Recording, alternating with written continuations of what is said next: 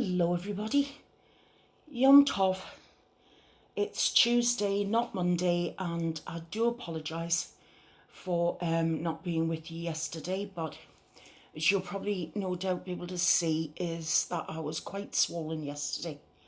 My eyelid was practically like puffed out up to here, and there was just no way I could have done a video. I'm really very sorry about that. But this is part and parcel of having lymphedema. The fact that it's sort of like, you know, I mean, I know we all get eye bags as we get older, but I mean, mine can sometimes look like it did yesterday. It looked as if I'd been punched in the eye. And it particularly swells all the way around here.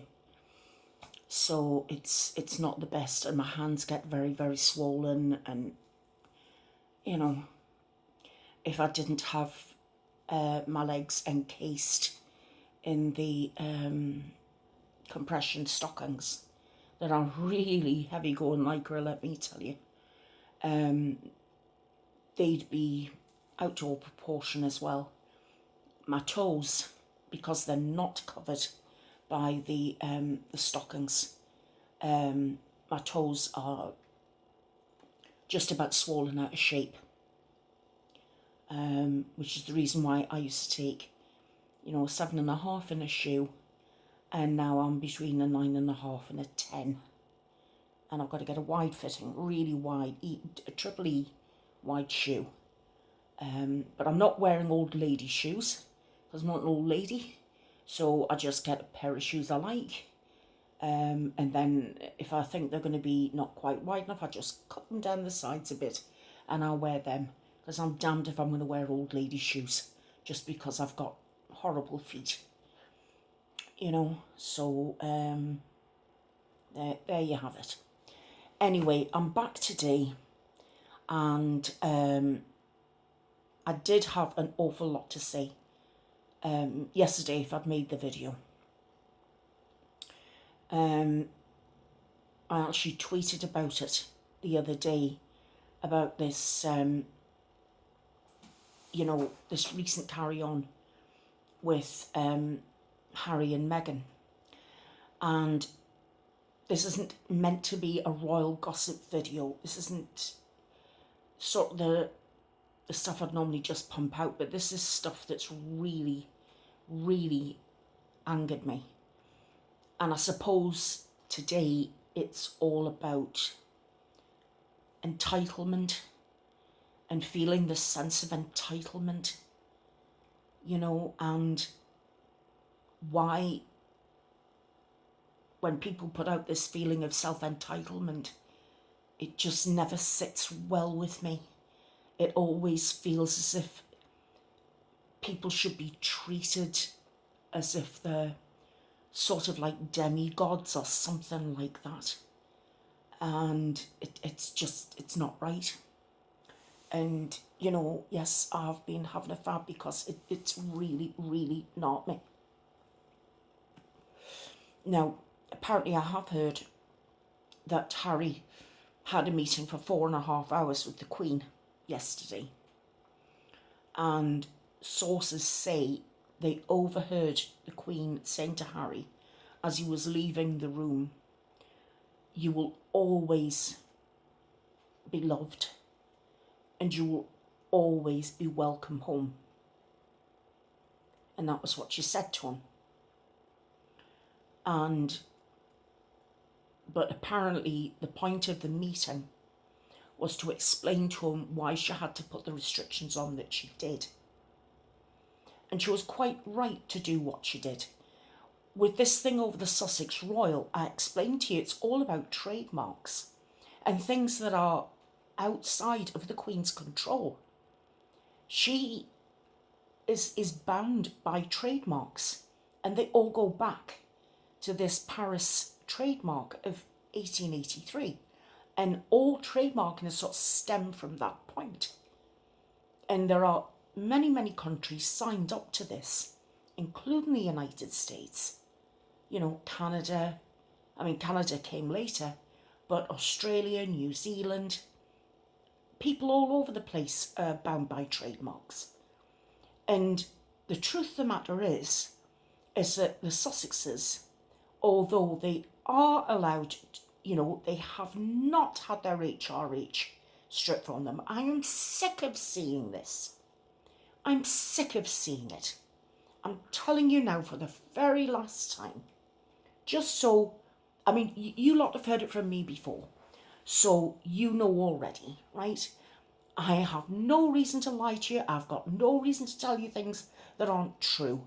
Because if it comes back at me that, Heather's been lying, therefore I lose my integrity, I lose my credibility, and I'll lose you guys. So I'm not going to do that, right? I'm just going to tell you the truth as it is. And a lot of what I will say is my opinion. But when it comes to stuff like trademarks, they're not my opinion. They are cold hard facts. And you can look it up for yourselves, right? Now, the things that did make me angry is there's two things I think that have really, really gnawed me. One of the things is about this documentary about Meghan Markle escaping the crown, which I haven't seen, but I've seen the trailer for it.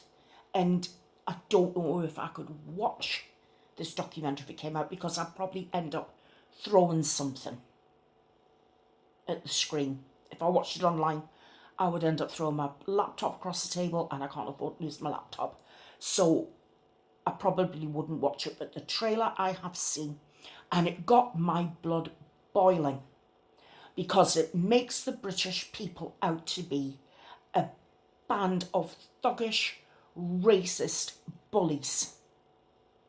And that really got my back up. It was almost to the point of tears. Right? Now, let's get one thing absolutely clear.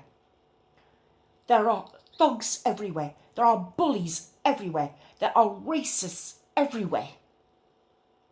Right? And if I have a beef with Meghan Markle, it's because of her behaviour. Not like one commentator who said she's some kind of professor of black studies, I think it is, in the UK. She said, all this is happening because she's a little bit black. I'm sorry, but that's absolute bullshit. It has nothing to do with the colour of her skin. It's the fact that she's been pissing off our staff. She's pissed off other royal family members of staff, where she's had to be told, you don't speak to staff like that. She's behaving like some kind of diva. And there is nobody more important in the royal family than the Queen. And believe me, the Queen is not a diva. She demands respect because of her station. She's the head of state. But she's the sort of woman you'd automatically give her respect. And to be quite honest with you, she's been on the throne for 68 years. That woman has done nothing but give her whole life over to serving the British people and the Commonwealth. That's what she's done. And to suddenly have Harry going, I don't want to be part of the royal family anymore, and really blaming it all on the fact that his mother died, and he blames the paparazzi. Do you know what? As far as I'm concerned, I don't know whether Henri Paul was drunk or not that night. I don't know. Personally, if it was Dodi Fayed who changed all the plans and didn't let the people know what was happening, because he wanted to take Diana back to the house that they had in the Bois de Boulogne and propose to her after 6 weeks of going out together. I don't think so. And just for all the naysayers out there, I'm telling you, Diana herself said she had no intention of getting married again. No intention. Because she said herself, who's going to take me on in my baggage? and give me the kind of life that I've become accustomed to. Who's going to do that? And the reason why she was flirting on with Dodi Fayed was because she was hoping she was going to make Hasnat Khan jealous. Because the one man she would have married would have been this little Pakistani surgeon called Hasnat Khan. Because she did love him. And he loved her. But he wouldn't marry her because of everything that went with her. He would want a life of peace. He'd never get a life of peace. And that's why he wouldn't marry her. And that's why she gave him up. But she was hoping upon hope that he was going to sort of like change his mind so that he and her could get married. So for all the naysayers, she had no intention of marrying Dodi Fayed. All that's just rubbish. It was never going to happen. Because she told our best friend Rosa Monckton, and she was our best friend for years and years. I mean, Diana fell out with a lot of people, but she never fell out with Rosa. And she told Rosa she had no intention of marrying again, and Rosa has said that publicly. So we'll get that out of the way. So for Harry to keep, it's funny, he's not prepared to tolerate the press when there's nothing in it for him, but he's prepared to tolerate the press when he's with JP Morgan and allegedly for entertainment purposes only getting paid $775,000 for a speech and talking about his mother. So it's funny how he won't talk about his mother on one hand, but he's prepared to talk about it on the other hand because he's not getting anything just talking to Tom, Joe and Harry, is he? Or Larry or whatever. But he will when he's among all these billionaire financiers. He's quite happy to talk about his mother to them because he's getting a handshake out of it. Hypocrite. The thing is, you have a royal family and they are here. It's all about royal duty and obligation. Their work is charity work. They are seen, they appear, they do all the ribbon cutting and the plaques and all that sort of thing, but they commit themselves to charity work. And the harder they work, the more the British people, adore them. Now, I am a self-confessed royalist. I'm not blind to all their faults, right? I'm not one of these who just worships. I never worshipped Diana. I really liked Diana. I really did. We're the same age, and it's a shame she's not here, because I'll tell you something, she would not have supported Harry in this. Harry would not have gone down this road if she had still been here, because she wouldn't have tolerated it. And that's just how it is. Now, I don't care who he chose for a wife. I wanted him to be happy. And the day, when he said it was this girl, and I've told you before the point of boredom, I was a little bit wary when she gave that interview, because they're not normally tolerated by royals' girlfriends. The minute a girlfriend talks to the press, they're out. And that's happened before, time and time again.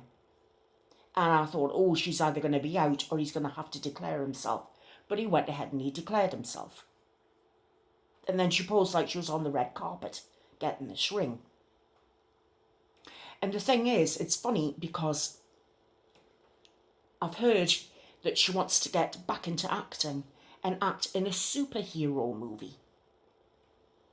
Our agent, Nick Collins, apparently she's looking for a role in a superhero movie.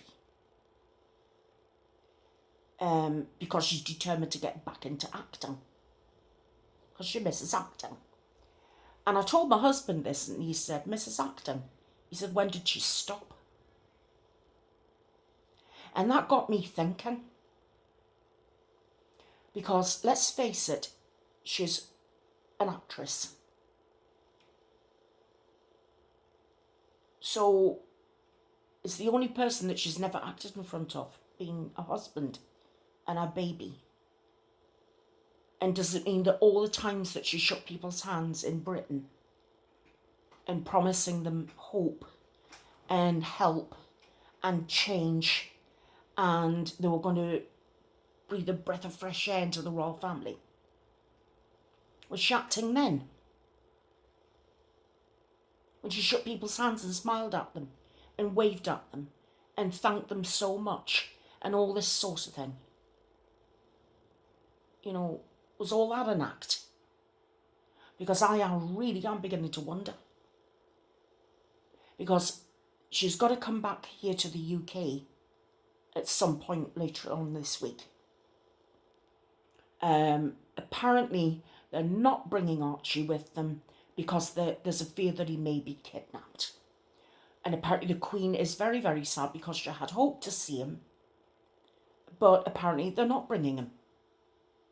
And I thought that was a bit cruel because I think it would do Prince Philip the power of good to see his great-grandson, and it would have done the Queen a power of good to see her great-grandson.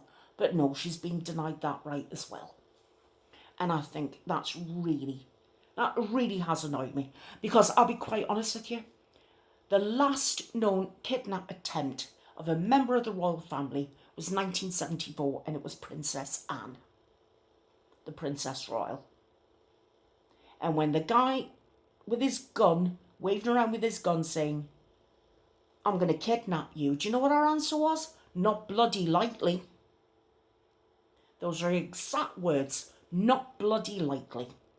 Because she's like that. So it's been a hell of a long time since then. But Harry and Meghan, oh no, Archie could be kidnapped. He's a member of the royal family. If that was the case, if every member of the royal family was terrified of a kidnap attempt, they'd never go out. So, I'm sorry, I just don't buy it. And isn't it more likely there's going to be a kidnap attempt on Archie when he's at home in Canada with his nanny and her best friend? Who's to say that terrorists won't launch an attack on him then? While they're out the country? Wouldn't it have been safer coming over here? And apparently the other excuses, they don't want him to get the coronavirus. Do you know, can't run away from things like this. And I don't know whether the coronavirus has hit the USA or Canada. I don't know. Maybe it has. I mean, there was a case of it in a hospital 6 miles away from me. Am I running around like a headless chicken? No. It's supposed to hit people with weak immune systems like me. I'm all right.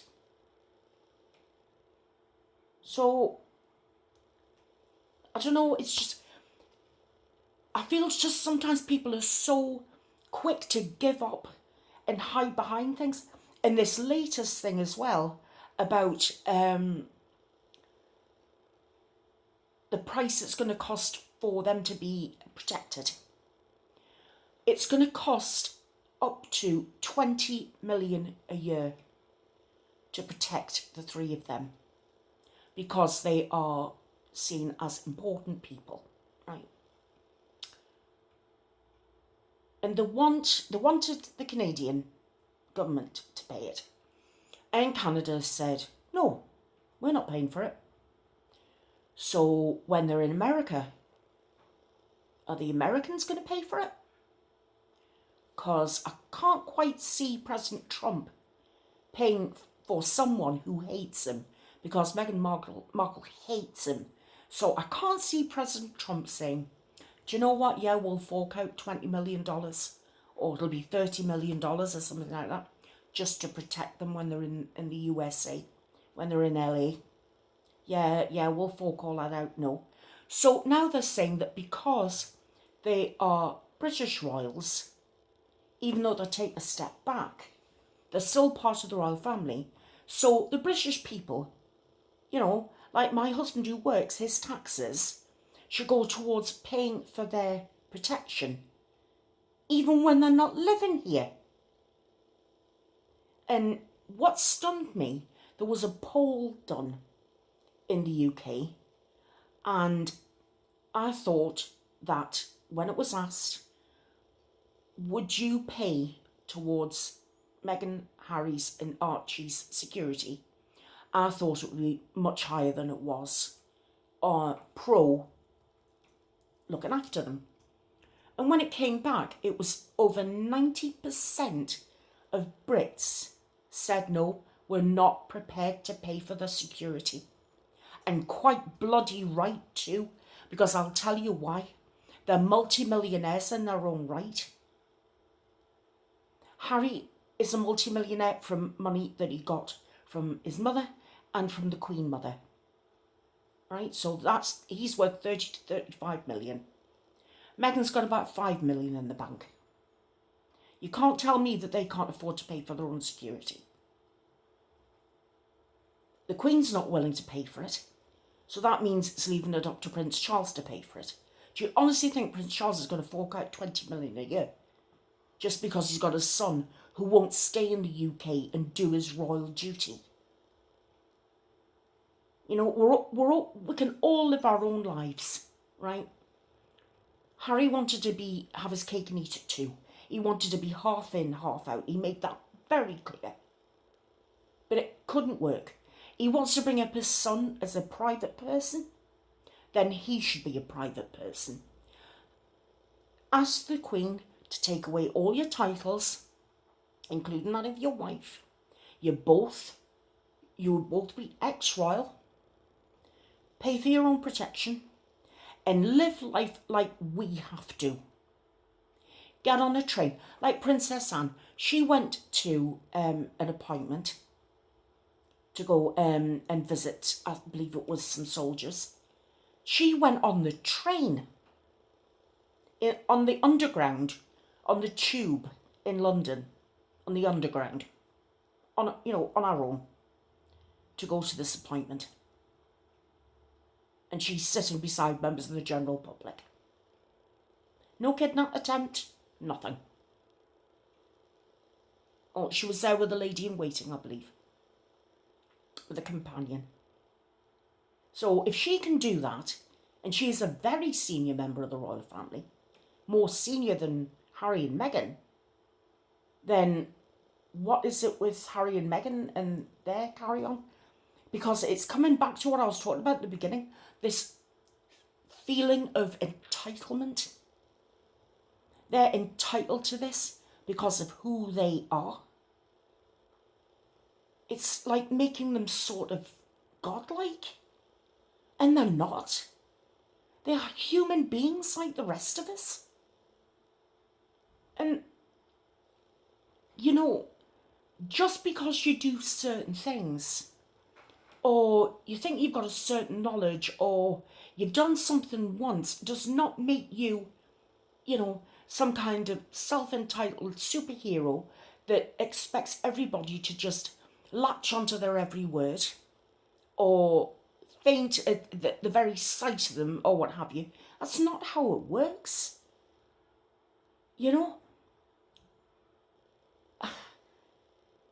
I get some lovely compliments from people, right? I really do.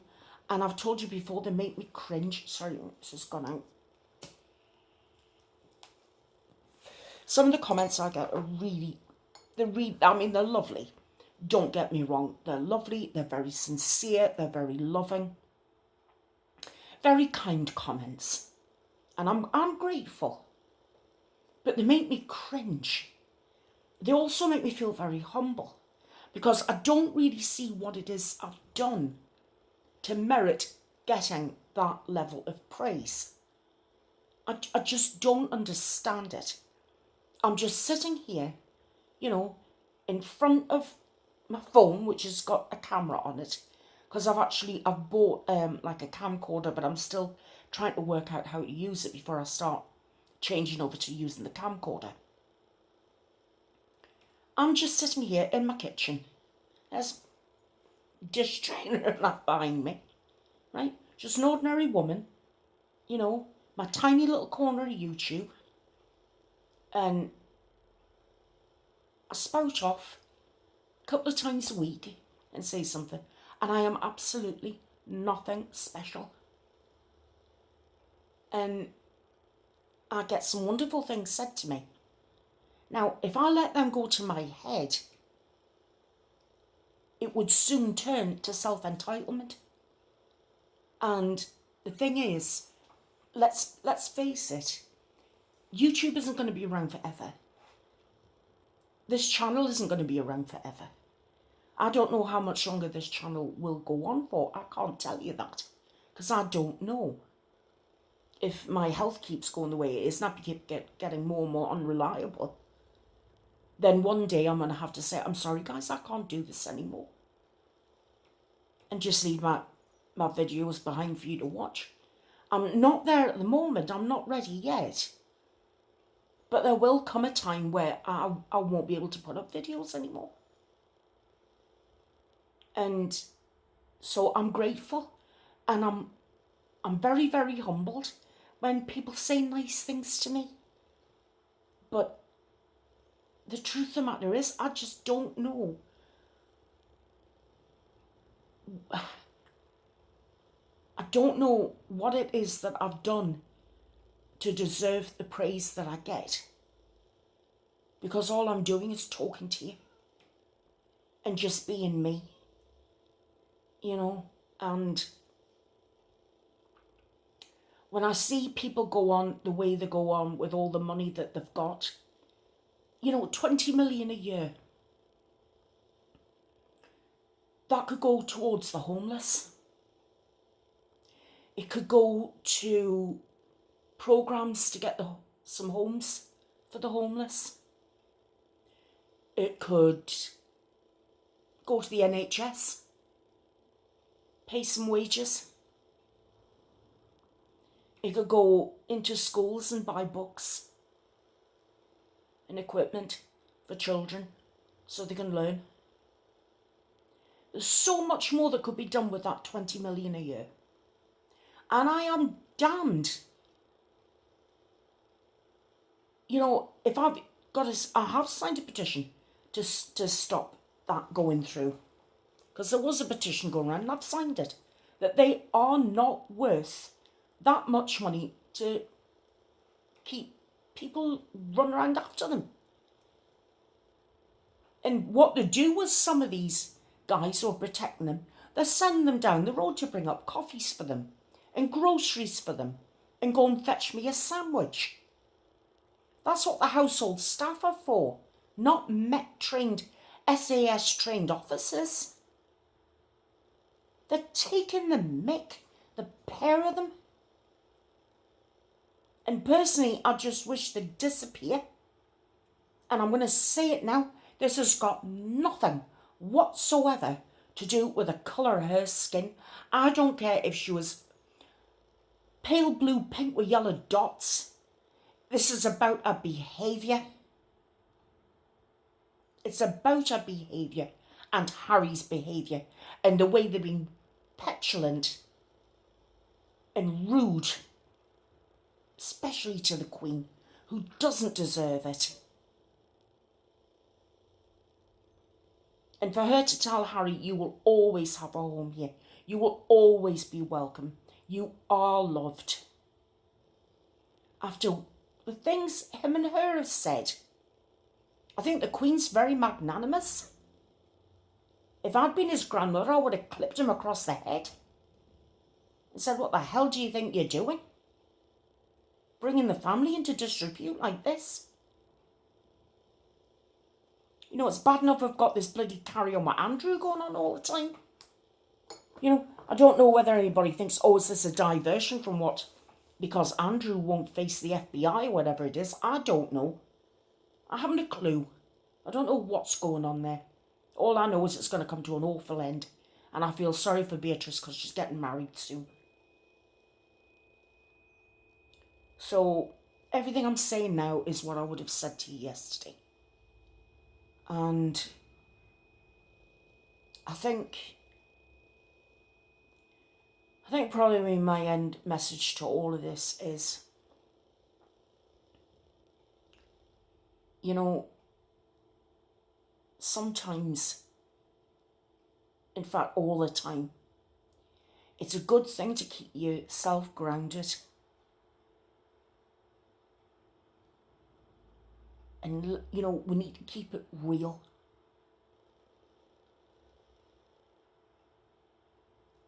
And as far as I'm concerned, me keeping it grounded and keeping it real is telling you guys that I'm going to tell you, and I've said this to you before, I am nothing special. I am just an ordinary woman in her 60th year, sitting in her kitchen making videos. I read stories to people to give them something to distract them with. People who have got problems with their mental health, people with depression. If I can read some silly stories to them on a Wednesday, and then some spooky stories to them on a Friday, if that helps distract them and give them a little bit of fun and takes their focus away from some of the problems that they've got to face on a, you know, every day, if I can do that, and it's nothing in the scheme of things really. I'm not creative. I can't do fantastic makeup looks like my friend Angie can. I can't make clay models. I can't paint, apart from walls. You know, I can't sing. I can't dance or can't walk.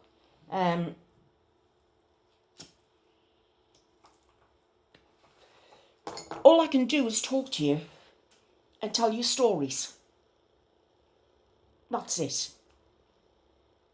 And I do know that I'm extremely lucky to have all of you, because again, at the rate of boring you to death, if it wasn't for you, there would be no channel. There would be no haven. And that's just the truth. There would be nothing.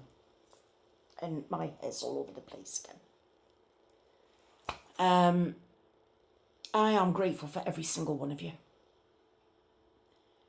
There would be nothing without you, so thank you. And I just remember,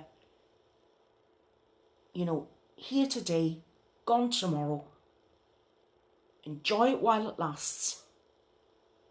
You know, have fun. That's what I hope to have on this channel, so we can have some fun. You know, a little bit of diversion, a rant now and again, just to get the blood stirring.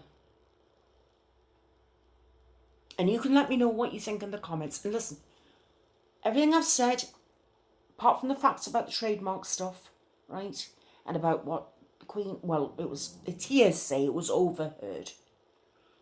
But I believe that's the sort of thing that she would say to him. Because she's not cold, she can be loving to her own family. But, you know, I just want to make it clear that Britain is not a place filled with racist, thuggish bullies. That is not true. And when you watch that documentary about Meghan Markle escaping the crown, would you please remember what I said? It puts us in a very bad light. And that makes me angry because it's unfair. You know, we're not perfect. The British people aren't perfect. But we're not as black as we're painted. And especially by people who don't know how the royal family works. We've got all these outsiders giving their opinion, but they don't know how the royal family works. And they don't know how regular British people live their lives. And yes, we do have racists here. Yes, we do have thugs. Yes, we do have bullies. Thank goodness they're in the minority. They're not there in every street corner.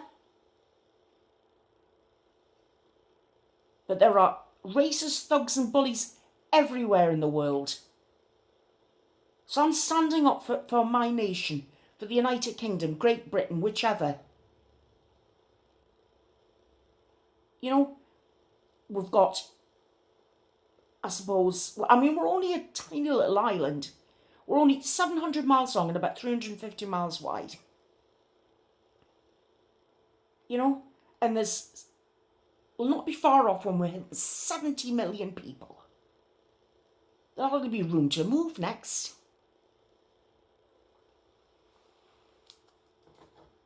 I don't know, guys.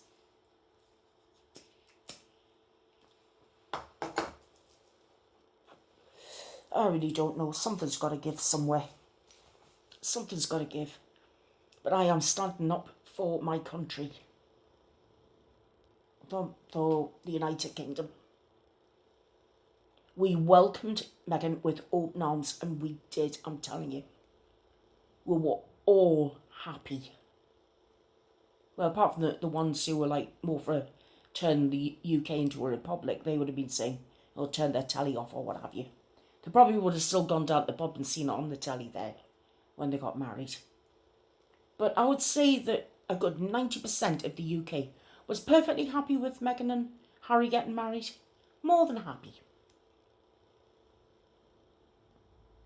But just keep in mind, there are certain facts. She had to be told by the Queen that she would take the tiara that she was given. Not the tiara that she wanted, that Eugenie ended up wearing. That was the one she wanted. And the Queen said no. Now, it's the Queen's gift. And when you're being given a headpiece that's covered in diamonds, anybody would be thrilled. You just take it graciously and you say thank you. And I would love to ask Meghan this. What was the point of having your wedding veil have all 53 of the Commonwealth nations flowers stitched into your veil, that this Commonwealth that she wanted so much to serve, and she hasn't even given it 2 years, and she's buggering off because she can't take it? You're honestly telling me that working in television and being filmed so many hours a day is less stressful than going out for an hour and shaking hands with people and giving those people something to smile about? Is that more stressful? Is it?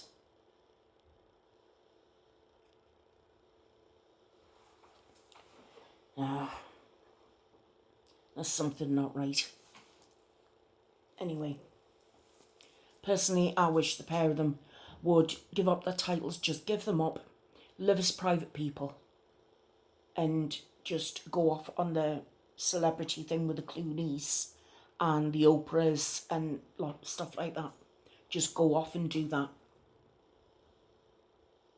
Be ex-royals, but don't expect us to pay another penny towards your upkeep, because my husband really objects to it.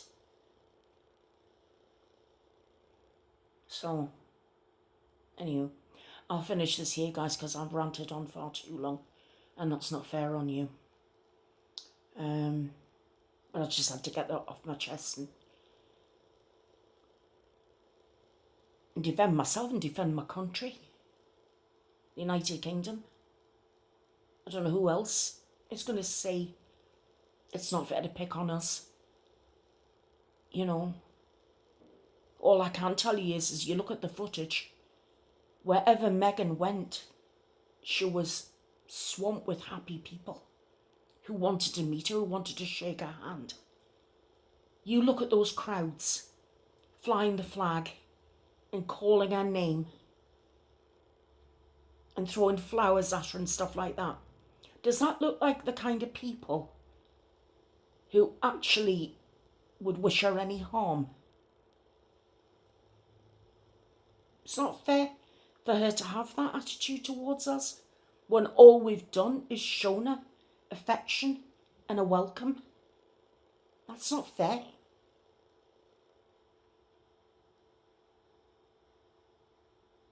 So, right, well, I'll see you tomorrow for the Wednesday Folk Tales. Leave your comments for me if you differ, because it's only just my opinion. And if you don't agree with my opinions, that's absolutely fine. You know, we don't have to fall out over it. We just have to agree to disagree and still be okay. Like I said, it's just this old bag's opinion. Let me know if you've got any thoughts about tomorrow's folk tales. If nobody says anything or makes any requests, then I'm just going to choose something. Okay. So until then, I love you all, and I'll see you tomorrow. Bye-bye, guys.